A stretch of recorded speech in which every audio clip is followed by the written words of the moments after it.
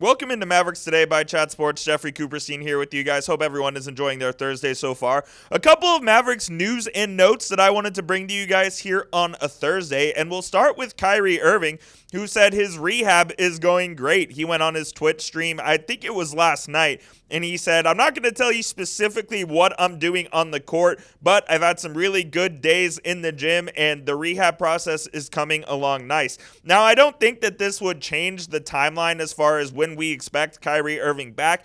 I still believe that to be right around the All-Star break in February of 2026. Whether it's before, whether it's after, remains to be seen depending on his rehab. But what I do think is the Mavs will get Kyrie Irving back here at some point in 2026, and hopefully the Mavs will be in playoff contention when they do get him back. That is the goal, I think, for the Mavericks to be in playoff contention right around February when you get Kyrie returning, whether it's you're fighting in the play-in spots or you're fighting for a top 6 seed. I think that's the goal for this Mavericks team this season. For my money, Kyrie is the best player this team has to offer, and he's the leader of the team as well, both on and off the court. And if they can get him back while the team treads water, I really think the Mavericks can take off and maybe even try to win a playoff series or two if they can get Kyrie back. Now, obviously, when he returns, he will be on a minutes restriction. I'm not sure what that exactly looks like, whether they're limiting him to 20, 25 minutes a night. I don't think you're going to get Kyrie back right away and he's going to play 35 to 38 minutes a night. I just don't think that's a realistic proposition. So we'll see what happens there, but it's certainly a good sign that Kyrie's rehab is going well. There hasn't been any setbacks to this point, and the Mavericks do expect him to play at some point during the 25-26 NBA season. If you're excited about Kyrie returning to the court as soon as possible, please hit that thumbs up icon for me. It's a free and easy way to help out the channel, and it pushes this video out to more Mavericks fans so we can make this the biggest, most interactive Mavericks community out here on YouTube. Another thing that we have to address, and I wanted to avoid this topic as soon as possible. Mavericks ownership, once again, makes themselves look silly. Everyone, I'm sure, has heard by now about the Luka Doncic Overwatch billboard that was posted right outside of American Airlines Center, and the Mavericks had it taken down because they felt that it was a Luka billboard too close to their home arena. Now, there was a report out there from Mike Curtis of the Dallas Morning News, who, by the way, does great work, that it wasn't Mavericks, it was nobody higher up in the Mavericks executive team or ownership that requested this billboard be taken down. But clearly, they weren't happy with it, and they had someone go out there and get this billboard taken down. It's like, at some point, you have to own the trade. You have to own that you did it. It just feels like this team and the front office of this team is just trying to do everything they possibly can to make sure that Luka doesn't even exist in Mavericks history or in anything surrounding this team, when in reality, he's the second greatest player in this team's history. And it feels like this ownership they have no feel regarding what their fans think of the trade and what their fans currently think of the organization.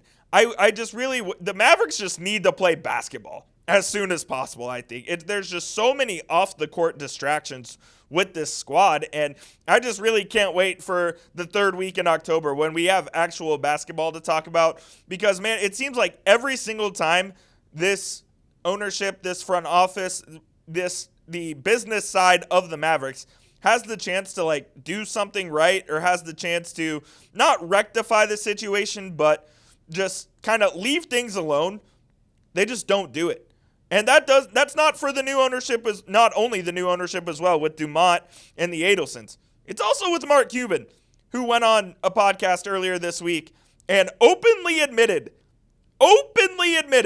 that he sold the team to the wrong people, more or less. He said, I don't regret selling the team, but what I do regret is I should have let it go to open bid. He openly admitted he sold it to people he thought he knew and got burned. He is saying he wish it went to open bid and would have gotten the highest price, and maybe that would have been the Dumont/Adelsons anyways. But he's admitting that he sold the team to somebody who had no idea what they were doing. And I do think that is an absolute problem. I think that Cuban, I can't fault him for wanting to sell the team, wanting to do what was best for his family, this and that. I have no problem with that decision because everybody has to do what's best for their families and for their loved ones. So no problems on that side. But selling to the Adelsons, who he thought he knew and who he thought would be a good bastion for this basketball team and for this franchise, ended up being an absolute disaster. And I think he's aware of that at this point. He also admitted that he had no relationship with Nico Harrison, but that doesn't shock me at all. It's just, I feel like every time that Cuban says something, every time that Nico Harrison says something, the ownership doesn't say anything at all, period. But every time they say something, it just triggers Mavericks fans and makes them angry and makes them not want to support the front office and organization. I love the players that are on this team. I want to root for the players that are on this team. But, man, the organization just makes it extremely, extremely difficult to like them right now. I really hope that can get over it. And Cuban said that he thinks if they go out there and win a championship with Cooper Flagg, that would change the feelings. I'm not sure it would. I'm really not sure. It's just a weird, weird time to be a Mavericks fan right now. Like, this team, over the first 20 years of this century, was one of the most stable organizations in the league. They had the same GM. They had basically two coaches in Don Nelson and Rick Carlisle. They have had the same ownership, and now it just feels like there are so many moving parts and chopping and changing all throughout not only the basketball operations, but the other side of things as well. It's I don't know, it's a different time in Mavericks land. It certainly is. And look, this is why you subscribe, because I'm going to give you my honest feelings surrounding this organization, not going to sugarcoat anything. I, of course, want this team to win championships and want them to do well, and I'm rooting for them to do well. But at the moment, it certainly is hard to root for the organization. I'm rooting for the players. I don't know, not so much the organization itself. The guys who are wearing the blue and white of the Dallas Mavericks, though, that's who I'm pulling for to go win games and championships. Another just basketball side news and notes, some more of the fun stuff.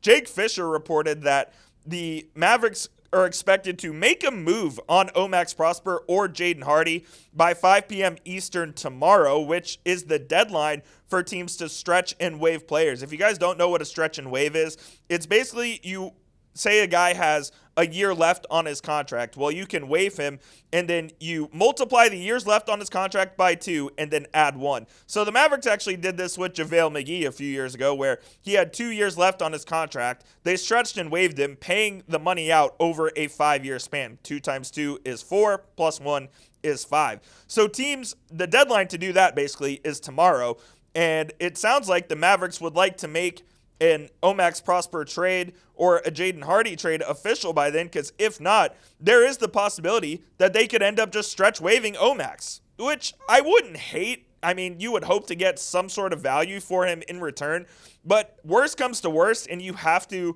end up stretch waiving him. I think that's a fine solution to everything, because they have to make the Dante Exum signing official. And I know I see some people in the comments and I see people on Twitter talking about how all of this isn't worth just re-signing Dante Exum, and it absolutely is, just because Exum is going to provide much more value for this team than Overwatch would this season. Overwatch is not going to play on the squad, guys. When you look at who the Mavericks have at wing, with Cooper Flagg, with PJ Washington, with Najee Marshall, with Caleb Martin, Klay Thompson as well, like, there's not much room at all for Olivier-Maxence Prosper in this rotation, unfortunately. So I do think he's going to be off the roster sooner rather than later. Now, whether it's tomorrow by 5 p.m. Eastern, 4 p.m. Central, I'm not too sure about that. But one thing I do know is he's unfortunately going to be gone from the Dallas Mavericks, if I had to guess. And then a final thing, as we've talked about over the last couple of weeks and months, PJ Washington eligible for his extension tomorrow. I do think that the Mavericks and PJ are going to come to that agreement tomorrow, and of course, we'll have you covered here on the channel when that happens. So appreciate everyone for tuning in to this at-home edition of Mavericks Today by Chat Sports. Hit that subscribe button if you haven't already, and of course, when any Mavs news drops, we'll have you covered right here on the channel, youtube.com/MavsTV.